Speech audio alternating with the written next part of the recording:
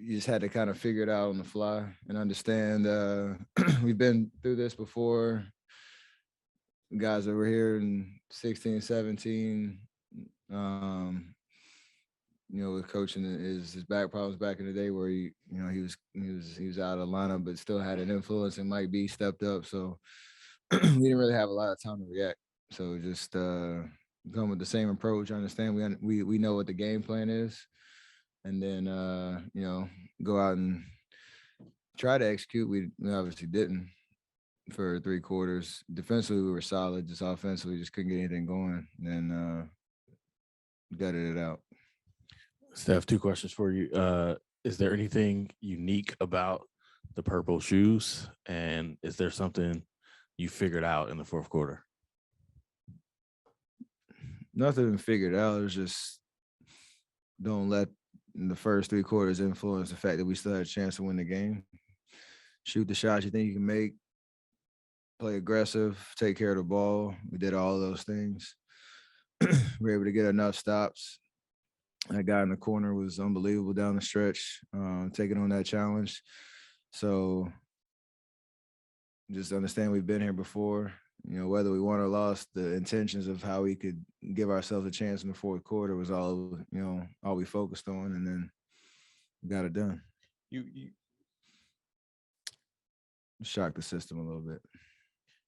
you were yelling something at Draymond when he got that tip block on Jaren to close it. What were you saying to him? I don't know what the transcript was. It's something to the effect of "That's what you do," and every opportunity we have to appreciate his greatness on that end of the floor, especially at this stage, that's what it's all about. Offensive avalanches are loud and then the crowd gets into it, but when the defensive stop seals games and you get to enjoy those moments, that's if it hits a little different, especially when you see that fire come out of him. So I don't know what I actually said verbatim, but it was something to that effect. Oh, there's a lot of emotions going on before the game. Then you get the coaching change. But yet you guys, even though the offense wasn't where you wanted to be, you did enough to stay in the game. Was there a sense that your experience and that you guys would find a way to figure out a way to pull this thing out all along?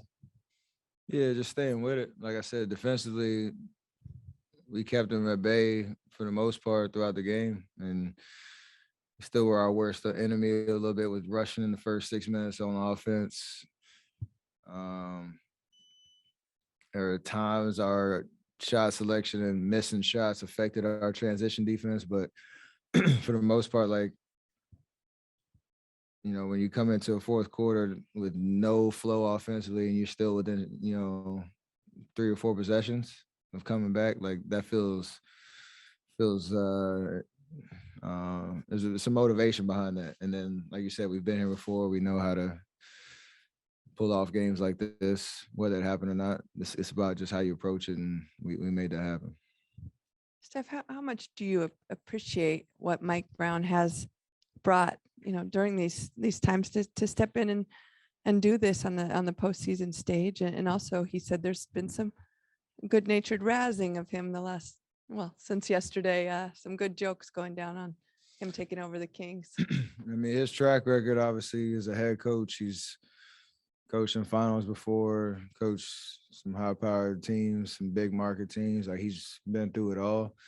Been with us for these last 6 years, and he's been interim coach for a little bit and made his presence felt, especially defensively, leading us this year. So he has a good presence about him, a great way about him. I know Coach talked about it, I think this morning, about what he's meant to our team and to that coaching staff, and just maybe the way that they approach it all year in terms of everybody having a voice and us being able to hear that throughout the year. It makes situations like tonight a little bit easier of a transition. He had a lot of good words tonight.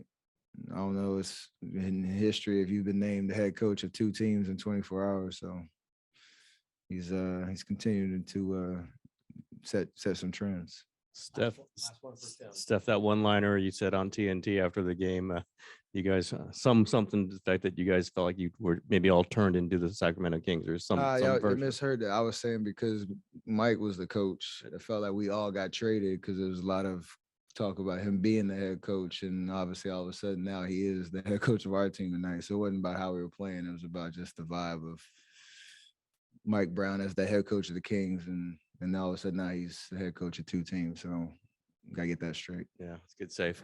Thank you. Thank you. Appreciate that.